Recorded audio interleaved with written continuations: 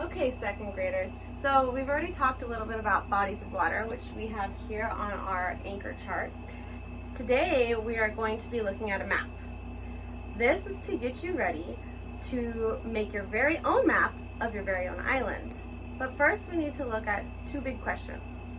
So the two big questions are, 1, how do maps depict bodies of water? Remember these. 2, how do maps depict types of land? So we're going to be looking at some types of land on the map. So let's go ahead and break down our big questions. How do maps depict bodies of water?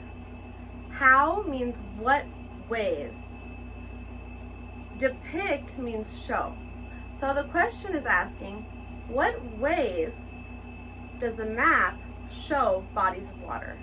And also, what way does the map show types of land? All right, let's go ahead and take a look at the map now.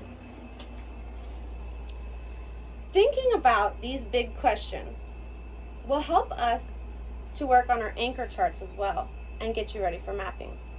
So thinking about the big question, how do maps depict bodies of water? What do you see? Okay, we see blue lines. What does that mean? You say it means a river. How do you know that? Okay, it has a natural shape. Explain your thinking.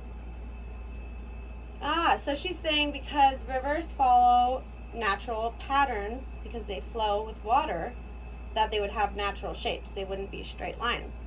That's an interesting observation. What else do you see? You see blue. What does the blue mean? You say it means water. How do you know? Because it's labeled. Oh, that's a good clue. How else do you know?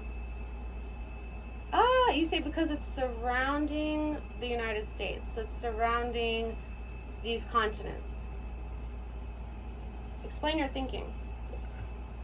Okay, so you know that the United States is a continent and has water surrounding all around. And because they're labeled as well, it's easy to know that they're oceans. Okay, what else do you see on this map? All the rivers connect to the ocean. That's a very interesting observation.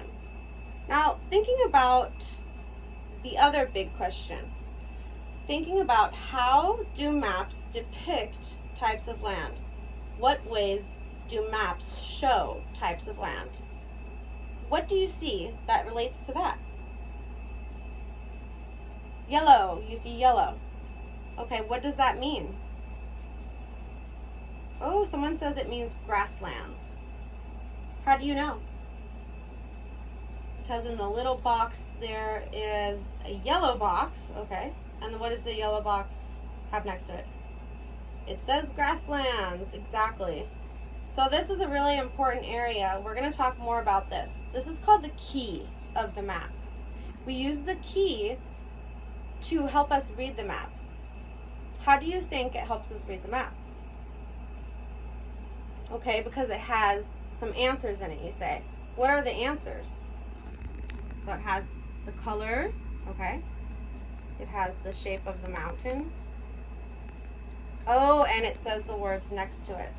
So it has symbols that represent bodies of water and types of land on the map. What else do you see? Gray. Okay, what do you notice about the gray? It's all over. Okay, it's big. Okay, what else? What else do you notice? Someone says that it doesn't have any writing on it, or any other lines, or any water. Do you think that means this area has no water? No. Why not? So you're thinking that's a different country, that the map is not showing us that country? It's an interesting observation. All right, what else do you guys see? Okay, mountains. And how do you know? Well, because it says right next to the shape, okay. All right, so we're gonna go ahead and add mountains to one of our types of land. I'm going to abbreviate it with MTS because it won't fit in our little box. And this is how we abbreviate, we shorten the word mountains. Now, what other types of land do you guys see on the map? Okay, so you said grasslands. What else do you see? Someone tell me. Okay, tundra. Do we have anything else on the key? Oh, tropical rain forests. All right, what else do we see on our map? Who said orange? Okay, so then what is the orange? Okay, desert.